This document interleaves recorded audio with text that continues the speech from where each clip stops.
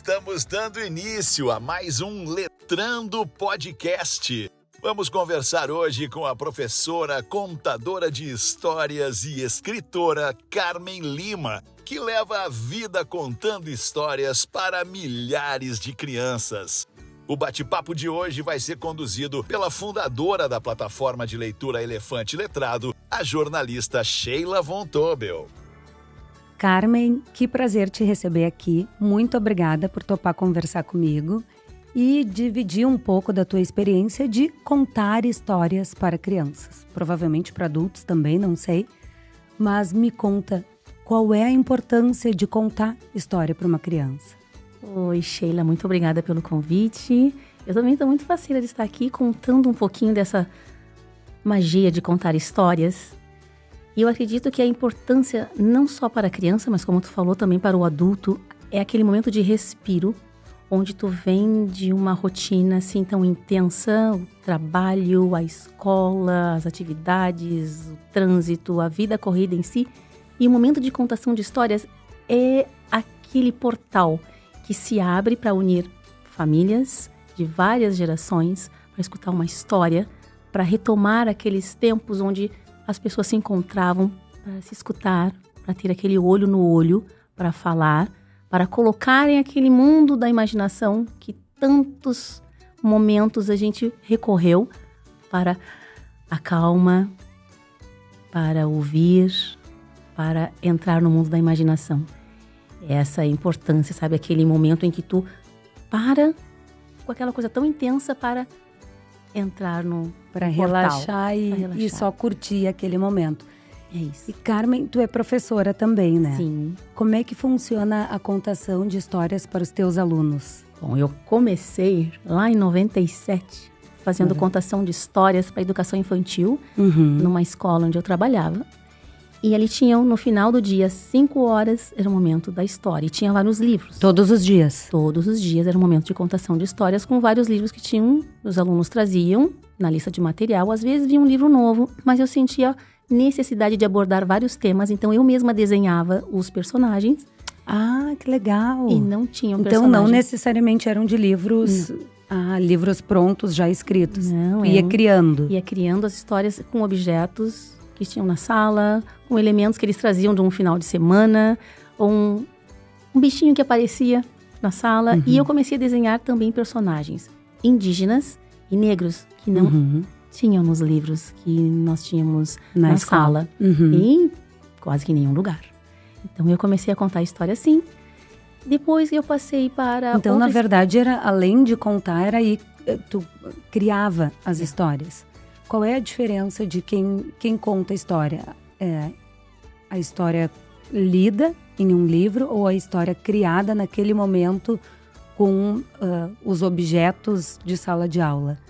No livro, tu tem uma sequência. Personagens fixos, início, meio e fim. A história criada, tu tem a possibilidade da criança interagir, colocar algum elemento, fazer uma pergunta e a história toma um outro rumo. Então, ela tem uma interatividade mais potencializada, que a história às vezes não tem nem fim, continua no dia seguinte. Sim. Sabe o que tu tá dizendo isso?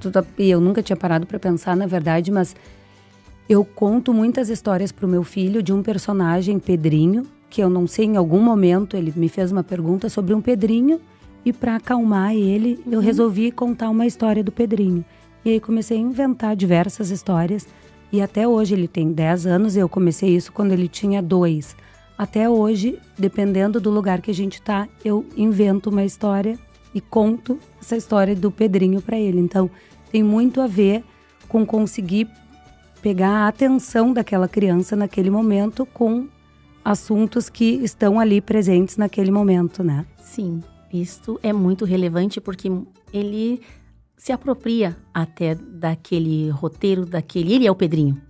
Ele passa a ser o personagem daquela aventura que tu tá criando e é uma expectativa. Cada dia o Pedrinho vai passar por uma nova aventura. Poxa, pra onde eu vou hoje? Já o meu pai contava muitas histórias e a minha mãe também, antes de dormir. E quando acabava o repertório, meu pai dizia: bom, era uma vez uma menina pretinha de perna fina e trancinha que cortou o cabelo do cachorro. Eu, não, essa história eu já conheço, já vi hoje de tarde. Então eu começava a contar as minhas artes. E de onde veio essa inspiração? Veio do teu pai? Exatamente. Do meu pai, da minha mãe. E o primeiro livro que eu ganhei foi O Urso com Música na Barriga. Eu ficava impressionada com as ilustrações, eram muito reais. Uhum. E na escola, mesmo sem eu saber ler e escrever, eu ia para a biblioteca e tinha uma coleção Anitta. E era uma ilustração tão linda, tão refinada, que eu sentia assim, ó, que as imagens se mexiam. E depois de muitos anos, olha, coisa de uns 6 anos, eu encontrei numa livraria aqui em Porto Alegre essa coleção Anitta. Ai, que delícia! Nossa, eu voltei no tempo da escola. Então, o meu pai e a minha mãe me contavam histórias antes de dormir, e qualquer situação em viagem também. E depois eu ganhei uma fita cassete, que de um lado era o Pequeno Polegar e do outro a Bela Adormecida. E eu ficava grudada naquele aparelho National 3-in-1, que era o top das galáxias. E ficava imaginando assim o polegar na orelha do cavalo e tinha aquela sonoplastia toda. Até hoje eu lembro a fala das fadas, que tinha uma que dizia: eu vou lhe dar amor e felicidade. Nossa, eu não esqueci. Isso pra mim foi muito marcante e me impulsionou a contar histórias. E aí eu botava todos os meus bichinhos, as bonecas sentadas e contava histórias. Eu queria ser professora. Uhum. Isso eu sabia. Eu pegava a canetinha e escrevia no vidro da janela. Minha mãe ficava louca. Ela apagava com uma camiseta assim, e ali. Mas eu acho que toda criança um pouco foi professora, Sim. né? Toda criança gosta de brincar que tá dando aula. E eu segui na profissão e na escola. Eu sigo essa linha de contar as histórias. Não temos agora aquele dia assim, ó, tão fixo no final de cada momento. E às vezes nem é só a história que eles escutam, eles precisam falar. De coisas que acontecem, de situações que eles presenciam em casa, fora, ou que está acontecendo na sociedade agora, como a gente sabe. Então, eles precisam muito mais se expressar do que ouvir. E como é que tu trabalha isso na sala de aula? Cada aluno tem um espaço para contar, para dividir e dividem com todos? Ou é uma coisa mais de dividir com a professora ou com a contadora daquele momento? Já deu uma reviravolta. Até então eu fui para a educação infantil, depois eu fui para uma escola do estado, que estou lá há 22 anos. Uhum. E eu fiquei com uma turma de primeiro ano. Então ali tinha um momento de contação de história, sim, com teatro, com dança, musicalidade. Passei de novo para a educação infantil e agora eu estou, há 10 anos agora, na biblioteca. Então, cada turma, desde o primeiro ano até o 9º, eles têm um momento de contação de histórias. De primeiro ao 5º, eles têm um horário mais fixo, né? De retirada de livros também. Já o pessoal do 6º até o 9º, pessoal de área por atividades, a gente tem um momento assim mais espaçado, porque depende daquele professor que tem um horário para combinado. Olha, vai dar para encaixar, não vai dar. Então, como é que tu assim, compara os dias atuais com o passado nessa questão de contar histórias para as crianças? Tu acha que tecnologia, jogos, as crianças são muito digitais, né?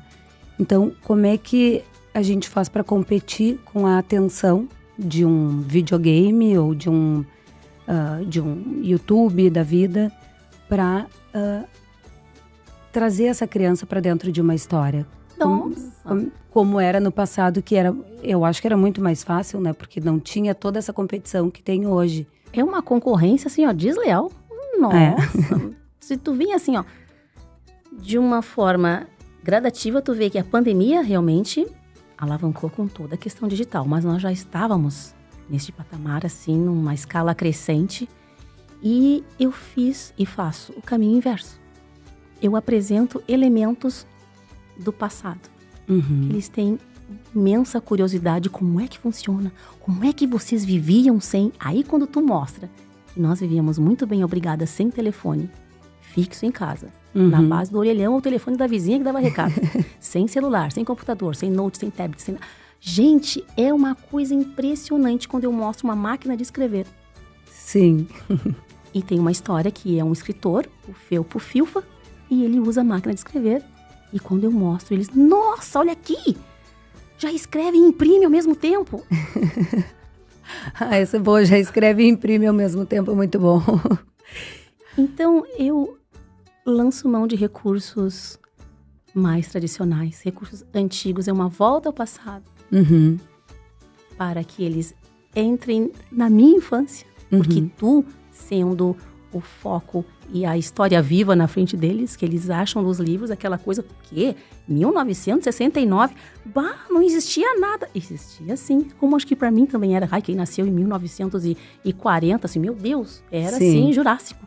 E a gente vai entendendo que eles precisam desse resgate até chegar no núcleo da história e trazê-los para o livro e ter esse gosto, esse respeito e essa atenção, principalmente a atenção, que é uma coisa tudo tão rápido, tudo tão imediato. Sim. Que tu E tem algum gênero textual que capta mais a atenção das crianças? Tem a Poema, forma como tu conta. Folclore? Tem a forma como tu conta a história. Isso eu acredito muito. Porque independente do gênero, se tu não te apropria da leitura, se ela não casa contigo, se tu não entrou na história, tu não vai saber passar isso. A minha preferência são os contos folclóricos brasileiros, que tem um leque imenso de possibilidades de música, dança, rimas, e é algo cadenciado que envolve num colorido incrível, não só do livro, mas das possibilidades que tu pode mostrar para atingir a leitura. Conta uma história para nós. Faz um conto agora para nós, para mostrar para quem está nos assistindo como funciona a Carmen, contadora de histórias na sala de aula, ou numa festa, ou seja onde for aqui. Pois bem, eu gosto muito de um conto de Elias José, A Esperteza do Sapo. Era um homem que tinha 3 filhos. E ele os alimentava com caça e pesca. Naquele dia, ele saiu para caçar rã. Caçar rãs. Mas não encontrou nenhuma. Só no fundo daquela clareira, ele escutou uma música bem desafinada.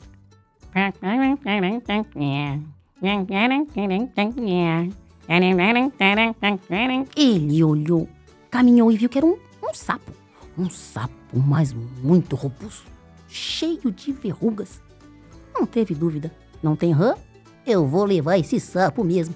Vem cá, bicho. Pegou o sapo e botou no saco. O sapo dentro do saco. O saco com o sapo dentro. O sapo batendo papo e o sapo soltando o vento. Mas foi que ele chegou em casa e chamou: Ô menino, vem cá, menino, chega aqui. Os meninos vieram numa alegria só. Olha o que o pai trouxe pra vocês. Abriu e eles com os olhos arregalados. Um sapo. Pegaram o sapinho com todo carinho e alisaram. Fizeram um carinho. Mas no dia seguinte, começaram as maldades. Enrolaram o sapo num papel rosa, fazendo sainha. Pegaram um batom e encheram cada pinta do sapo de cor vermelha. Não contente, botaram o sapo na boca de um cachorro e cada vez que o cachorro, esbravejando e babando, eles tiravam o sapo da boca do cachorro e o coraçãozinho. Até que no 3º dia resolveram fazer uma maldade com o sapo. Já estamos cansados desse sapo. Vamos fazer uma maldade? O sapo, percebendo que era o seu fim, resolveu revelar o seu segredo. Ele falava. Bem na hora que os meninos estavam planejando, vamos pegar este sapo e encher-o de facada. O sapo, então, arregalou o olho e disse: Ora, faca? Na minha pele? Ora, minha pele é tão resistente que nada vai me acontecer. Achem coisa melhor, meninos. Eles não acreditavam. Logo começaram a reunir assim forças para ver uma maldade maior. Já sei! Vamos pegar esse sapo e botar no fogo! Ora, fogo, meninos! Deu uma bela gargalhada o sapo. A minha pele é gelada, eu adoro o fogo. O fogo lambe a minha pele. Vamos! Achem coisa melhor, meninos. Já sei! Vamos jogar nos espinhos! Espinhos? Espinho, nada me acontece. Espinhos me fazem cócegas. Então, não vai acontecer nada? Mas espera aí. Eles se reuniram para mais uma maldade. Esta foi cruel. Nós já sabemos. Vamos te jogar na água. Não, na água não. Nessa hora, o sapo tremia de medo e implorava, dizendo que na água não seria viável, ele não ia sobreviver. Ah, é? Não vai viver na água? Pois é lá que nós vamos te jogar. Ora, por favor, eu imploro, eu tenho mulher e filhos. Na água não, por favor. Na água sim. Os meninos, então, pegaram o sapo pela perninha e, girando no ar, jogaram na lagoa. E lá foi o sapo. Tchau! Os meninos dando risada que finalmente tiveram acabado com a vida do sapo.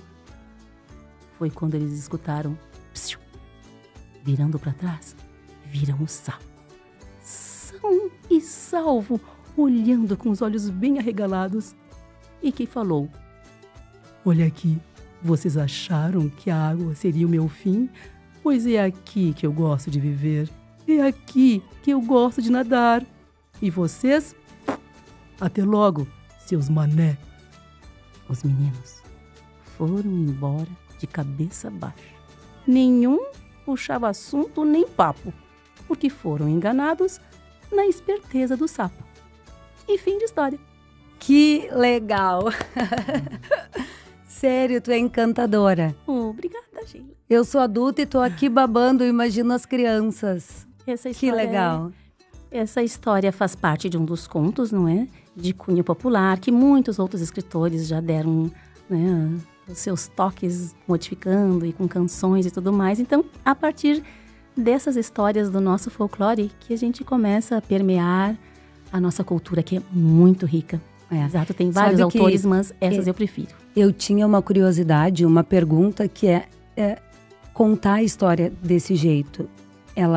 A gente pode aprender a contar a história desse jeito ou é um dom? E eu nem preciso te perguntar mais, porque eu já vi que é um dom. Porque a pessoa pode até treinar, pode até se preparar, mas passar esse encantamento que tu passa contando, isso é dom. O que tu acha? Olha, os meus boletins que o digam, porque sempre tinha a mesma reclamação. Evitar conversas paralelas que prejudicam o bom andamento da sala de aula. A sua conversa está atrapalhando os seus colegas. Então, eu já falava de tenra idade. Mas eu dou, assim, uma luz para quem gostaria de entrar neste meio, assim como me deram também.